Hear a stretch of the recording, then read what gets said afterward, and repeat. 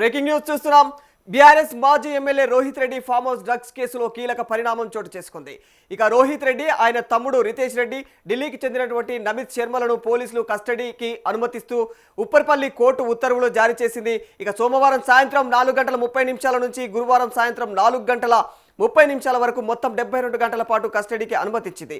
మరి ఇక దీంతో అంటే చెంచల్గూడ జైల్లో ఉన్నటువంటి ఈ ముగ్గురు నిందితులను మంగళవారం ఉదయం 6 గంటలకు సిట్ అధికారులు అదుపులోకి తీసుకున్నారు.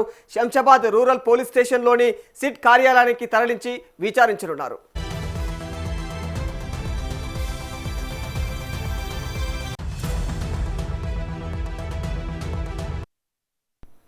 ఈ కేసులో ప్రధాన నిందితులుగా ఉన్నటువంటి రోహిత్ రెడ్డి, రితేష్ రెడ్డి, నమిత్ శర్మలను సిట్ అధికారులు కస్టడీలోకి తీసుకొని ప్రశ్నించనున్నారు. డ్రగ్స్ ఎక్కడి నుంచి వచ్చాయి, ఎవరు సరఫరా చేశారు, ఈ నెట్వర్క్లో ఇంకా ఎవరెవరు ఉన్నారు వంటి అంశాలపైన లోతుగా ఆరా తీస్తూ ఉన్నారు. ఇక ఫామ్ హౌస్లో జరిగినటువంటి గన్ ఫైర్ ఘటనపైన కూడా ఇక విచారణ కొనసాగే అవకాశాలు ఉన్నాయి. ఇక కాల్పుల ఘటన ఎవరి ఆదేశాల మేరకు జరిగిందన్న కోణంలో కూడా ప్రశ్నిస్తూ ఉన్నారు. ఇక ఈ కేసుకు సంబంధించినటువంటి ఇక ఆర్థిక లావాదేవీలపైన కూడా అధికారులు ప్రత్యేక దృష్టిని పెట్టారు. ఇక కేసులో నిందితులుగా పేర్కొన్నటువంటి కౌశిక్ రెడ్డి, ఎవరైతే శరత్ కుమార్, ఇంకా అర్జున్ రెడ్డి, రమేష్, శ్రవణ్ కుమార్, విజయ్ కృష్ణలను కూడా విచారించినటువంటి క్రమంలో వారందరూ కూడా రోహిత్ రెడ్డి పిలిస్తేనే పార్టీకి వచ్చినట్లయితే వారందరూ కూడా తెలిపారని చెప్పేసి, ఒకేసారి రాలేదని 13వ తేదీ సాయంత్రం 6 గంటల నుంచి ఇక వివిధ సమయాల్లో ఫామ్ హౌస్ చేరుకున్నట్లయితే ఇక స్టేట్మెంట్ ఇచ్చినట్లయితే సమాచారం తెలుస్తోంది. మరి ఈ స్టేట్మెంట్ పైన రోహిత్ రెడ్డి సోదరులను విచారించనున్నట్టుగా అయితే ప్రస్తుతం తెలుస్తోంది. మరి ఈ కేసులో మరింతమంది నిందితులను గుర్తించి వారిని కూడా అరెస్టు చేసే అవకాశం ఉందని అయితే సిట్ అధికారులు తెలుపుతూ ఉన్నారు.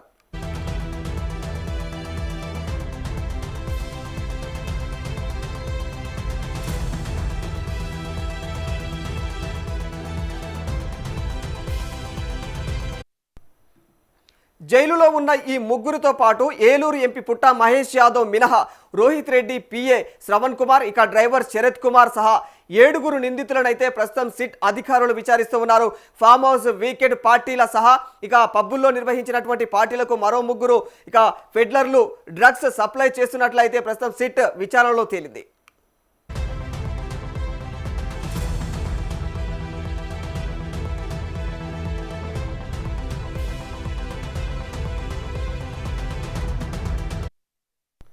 ఇప్పటికే నిందితుల బ్యాంక్ అకౌంట్లు, కాల్ డేటా ఆధారంగా రోహిత్ రెడ్డి సహా పార్టీలో పాల్గొన్నటువంటి వారికి ఇక రెగ్యులర్గా డ్రగ్స్ సప్లై చేస్తున్నట్లుగా అయితే సిట్ అధికారులు సేకరించింది. ఇక ఈ మేరకు ఆ 3 డ్రగ్స్ సప్లయర్ల కోసం అయితే సిట్ ప్రస్తుతం గాలింపు చర్యలు కొనసాగిస్తోంది. కాగా రోహిత్ రెడ్డి, రితేష్ రెడ్డి, నమిత్ శర్మ కస్టడీలో మరిన్ని కీలక వివరాలు వెలుగులోకి వచ్చే అవకాశాలు అయితే ఉన్నట్టు తెలుస్తోంది.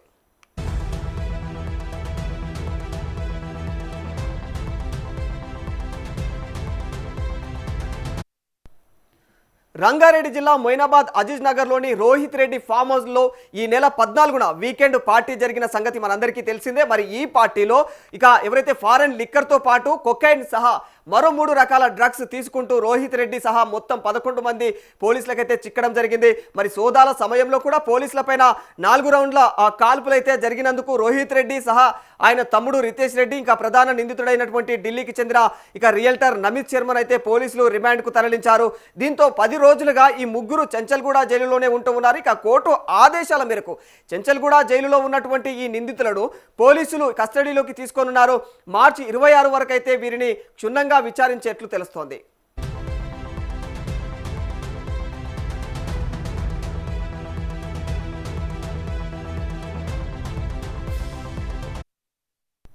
ఈ విచారణలో ప్రధానంగా డ్రగ్స్ సరఫరా నెట్వర్క్ ఎక్కడి నుంచి సాగుతోంది, అసలు ఆ ఫామ్ హౌస్లో కాల్పులు ఎందుకు జరిగాయి, ఆ రోజు జరిగినటువంటి డ్రగ్ పార్టీలో ఇంకా ఎవరెవరు పాల్గొని ఉన్నారు అనే కోణంలో అయితే ప్రస్తుతం పోలీసులు కూపి లాగుతూ ఉన్నారు. మరి ఈ కేసులో మరిన్ని సంచలనమైనటువంటి నిజాలు బయటకు వచ్చే అవకాశం ఉందని అయితే ప్రస్తుతం అధికారులు భావిస్తూ ఉన్నారు.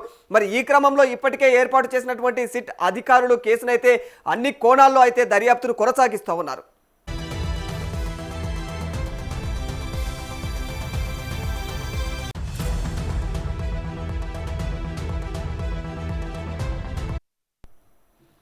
ముఖ్యంగా ఈ డ్రగ్స్ నెట్వర్క్ ఎక్కడి నుండి నడుస్తోంది, అంతర్జాతీయ ముఠాలతో వీరికి ఏమైనా సంబంధాలు ఉన్నాయా అనే అంశాలపైన అయితే ప్రస్తుతం ఆరా తీస్తూ ఉన్నారు అధికారులు. మరి రోహిత్ రెడ్డికి చెందినటువంటి మొయినాబాద్ ఫామ్ హౌస్ లో ఇప్పటి వరకు 24 సార్లు పార్టీలు జరిగినట్లుగా కూడా వాళ్ళందరైతే అధికారులు అయితే గుర్తించారు.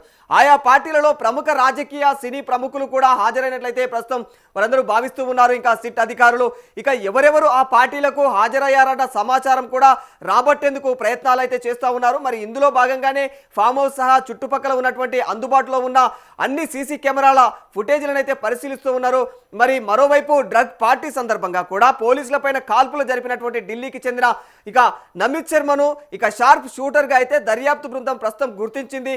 మరి అతడికి ఢిల్లీ పంజాబ్ కేంద్రంగా పనిచేస్తున్నటువంటి అంతర్జాతీయ మాఫియాలతో సంబంధం ఉందని అయితే భావిస్తూ ఉన్నది. మరి ఈ విషయం పైన నిర్ధారణకు సిట్ దర్యాప్తు బృందాలను ఢిల్లీ పంజాబ్లకైతే పంపినట్లుగా కూడా విశ్వసనీయ వర్గాల నుంచి సమాచారం తెలుస్తుంది. మరి విచార బృందాలను ఆయా ప్రాంతాలకైతే ప్రస్తుతానికైతే పంపించడం కూడా జరిగిందని తెలుస్తోంది.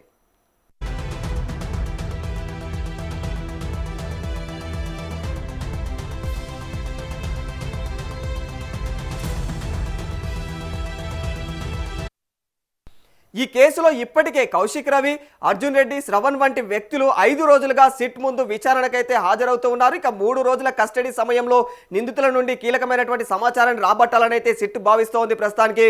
మరి ఫామ్ హౌస్ పార్టీల వెనుక ఉన్నటువంటి ఆర్థిక లావాదేవీలు కావచ్చు, గతంలో నిర్వహించినటువంటి పార్టీల వివరాలు మరియు పార్టీలకు హాజరైనటువంటి ఇతర ప్రముఖుల జాబితాలను అయితే పోలీసులు సిద్ధం చేస్తూ ఉన్నారు.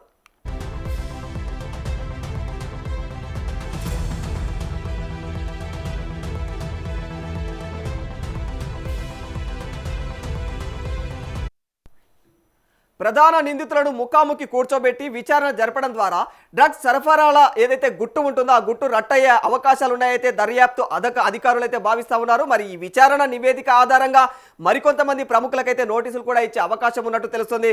మరి ఈ కేసులో ఇప్పటికే ఇక ప్రియాంక రెడ్డి అనే యువతిని కూడా విచారించగా ఆమె వద్ద ఇప్పటికే ₹1,00,000 నగదైతే ప్రస్తుతం దానికి సంబంధించిన ఆధారాలను కూడా సిట్ టీం అయితే సేకరిస్తూ ఉంది. ప్రస్తుత కస్టడీ విచారణలో ఈ డ్రగ్స్ కేసులో మరిన్ని సంచలనమైనటువంటి నిజాలు కూడా వెలుగులోకి వచ్చే అవకాశం ఉంది. మరి రాజేందర్ నగర్ కోర్టు తీర్పు నేపథ్యంలో ఫామ్ హౌస్ పరిసరాల్లో మరియు కోర్టు వద్ద పోలీసులు భారీ భద్రతనైతే ప్రస్తుతానికి ఏర్పాటు చేశారు.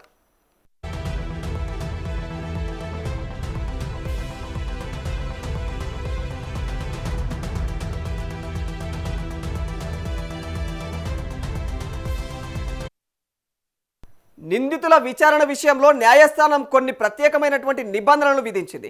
విచారణను కేవలం పగటిపూట మాత్రమే నిర్వహించాలని స్పష్టం చేసింది. మరి ఇక ఉదయం 6 గంటల తర్వాతే విచారణ ప్రారంభించాలని, అలాగే సాయంత్రం 7 గంటల తర్వాత విచారణ కొనసాగించకూడదని చెప్పేసి కోర్టు అయితే ప్రస్తుతం పోలీసులను ఆదేశించింది. ఇక నిందితుల ఆరోగ్యం మరియు హక్కులను దృష్టిలో ఉంచుకొని ఈ యొక్క నిర్ణయం తీసుకున్నట్లయితే తెలుస్తోంది.